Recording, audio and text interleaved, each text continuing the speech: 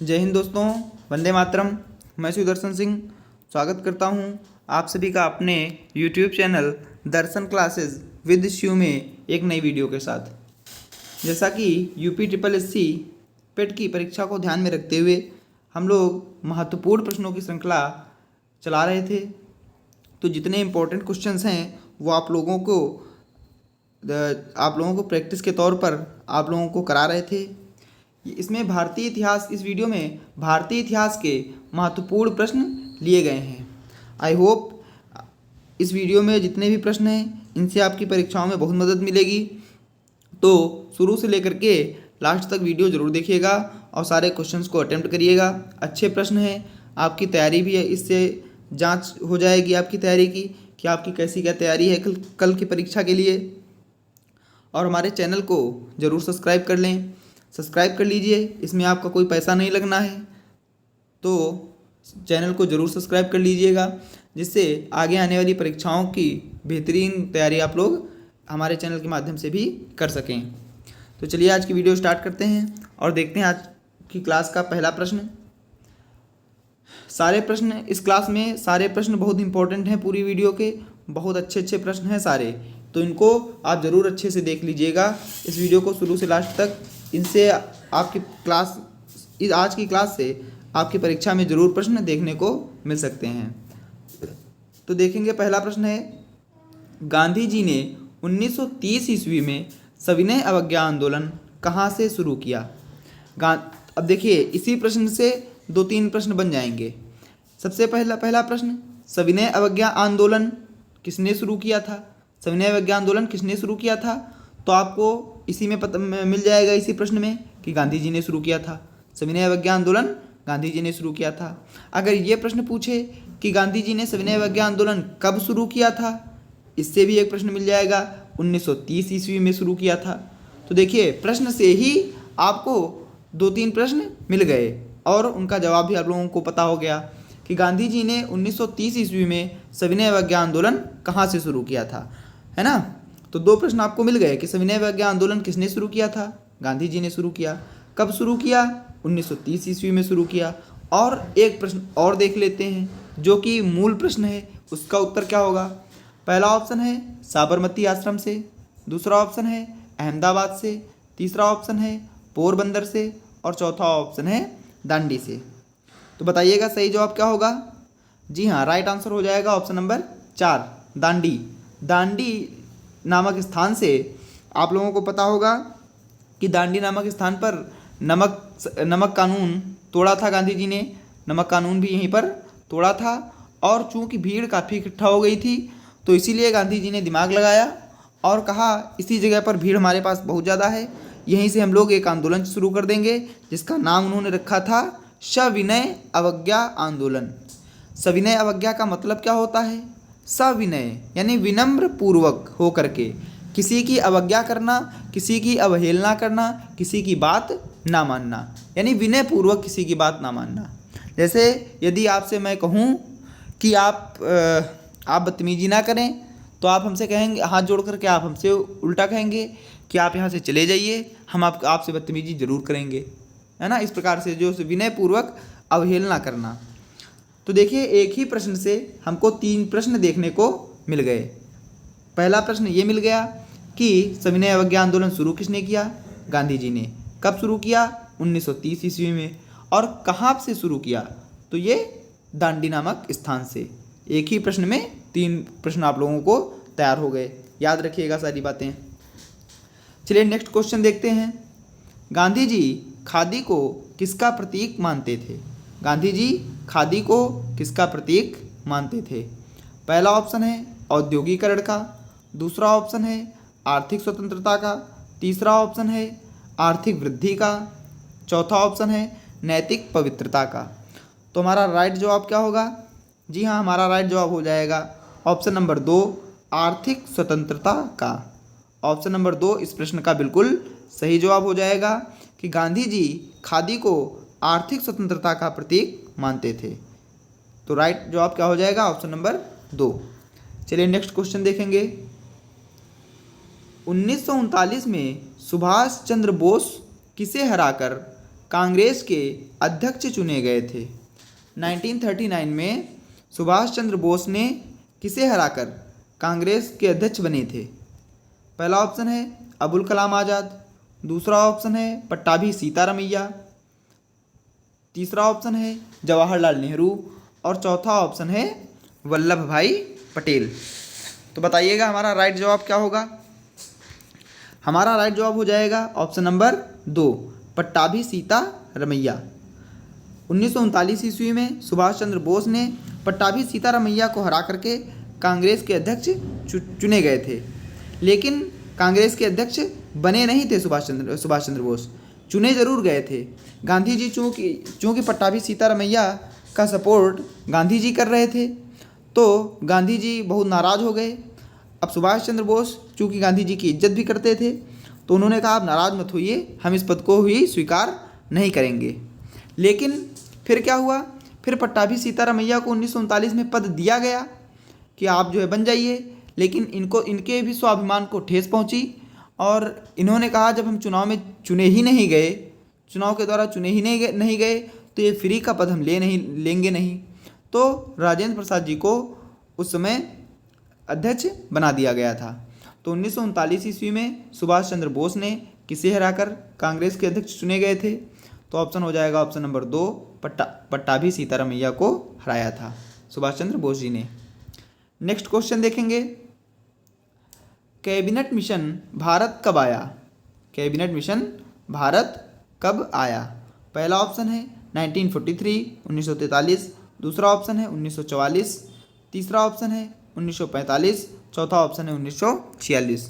बड़े सीरियल से जो है ईयर को जो साल लिखे हैं 1943 44 45 46 सीरियल से सेट हो गए हैं। ऐसे भी काफ़ी बार परीक्षा में प्रश्न पूछ लेता है कि बिल्कुल सीरियल से ही सेट कर देते हैं साल को। तो 1900 जैसे इसमें सेट किया 1943, फिर 44, फिर 45, फिर 46, सीरियल से सेट कर दिया। ऐसे ही परीक्षाओं में कभी कभी पूछ लेते हैं। तो इसका सही जवाब क्या हो जाएगा?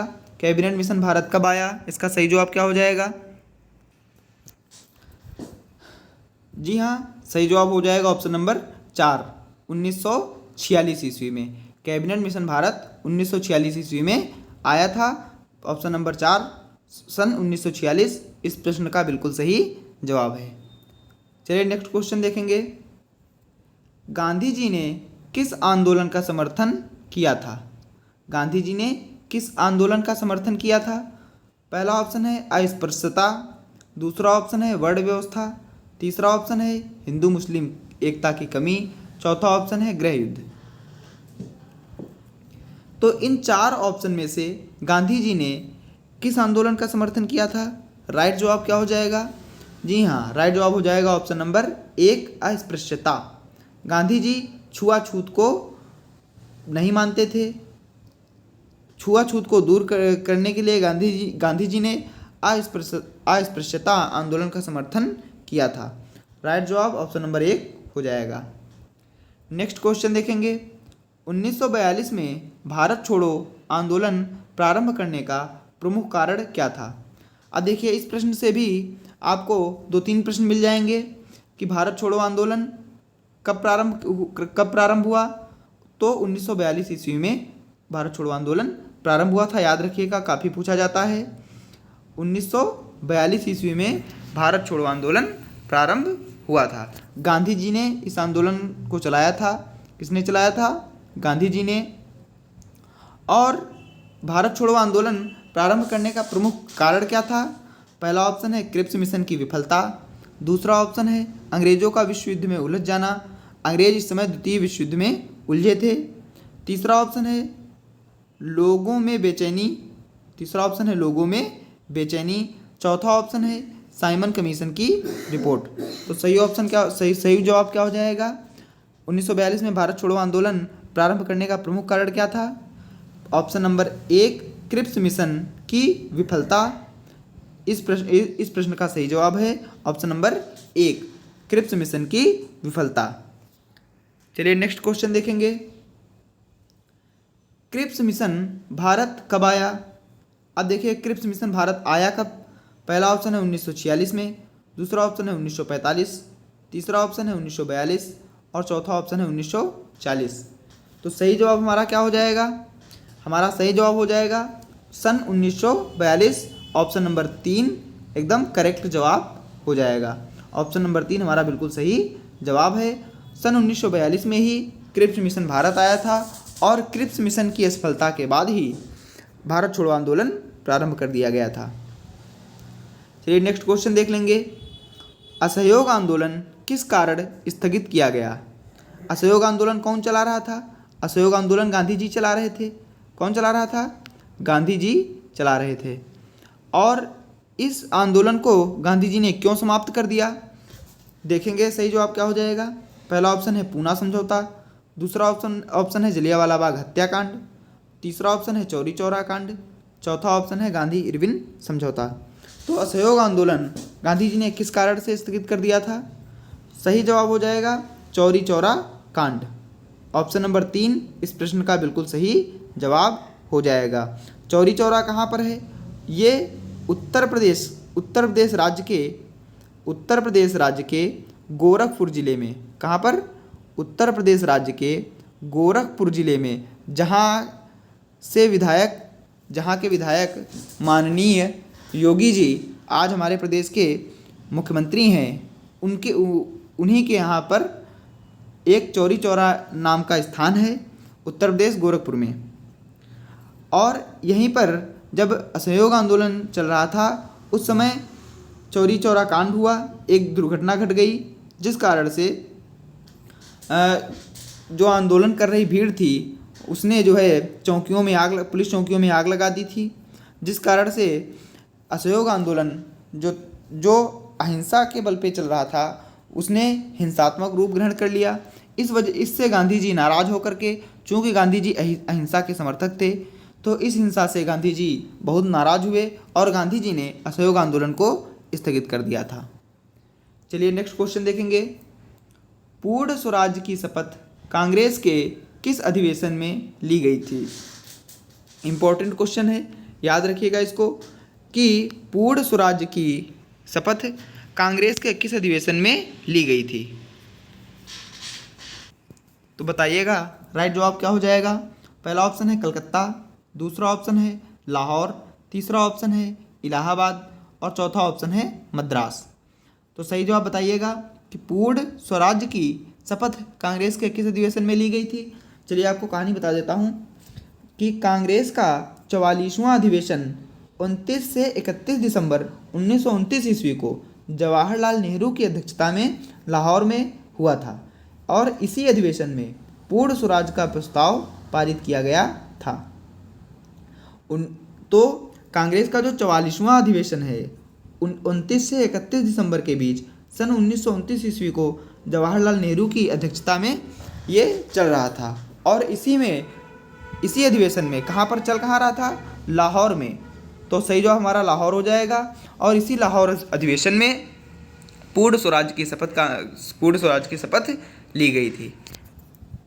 तो पूर्ण स्वराज की शपथ कांग्रेस के किस अधिवेशन में ली गई? सही जवाब हो जाएगा option number 2 Lahore. Next question देखेंगे। सर्वोदय और भूदान आंदोलन से कौन संबद्ध है? सर्वोदय और भूदान आंदोलन से कौन संबद्ध है? पहला ऑप्शन है नरेंद्र देव, दूसरा ऑप्शन है गोपाल कृष्ण गोखले जी, तीसरा ऑप्शन है MG रानाडे और चौथा ऑप्शन है विनोबा भावे। तो सही जवाब हमारा क्या हो जाएगा? सर्वोदय और भूदान आंदोलन से कौन संबद्ध है? जी हाँ, ऑप्शन नंबर 4 विनोबा भावे। सही जवाब हमारा हो जाएगा ऑप्शन नंबर 4 विनोबा भावे। सर्वोदय और भूदान आंदोलन से विनोबा भावे संबद्ध हैं। आई होप आप लोगों को क्लास अच्छी लगी होगी। अगर क्लास अच्छी लगी हो तो वीडियो को ज़रूर लाइक करें, अपने दोस्तों के पास ज़रूर शेयर करें, जिससे उनको भी आने वाली कल की परीक्षा में फ़ायदा मिल सके। और आपका कितना स्कोर रहा, कैसी क्या तैयारी है, आप ज़रूर कमेंट बॉक्स में डाल दें।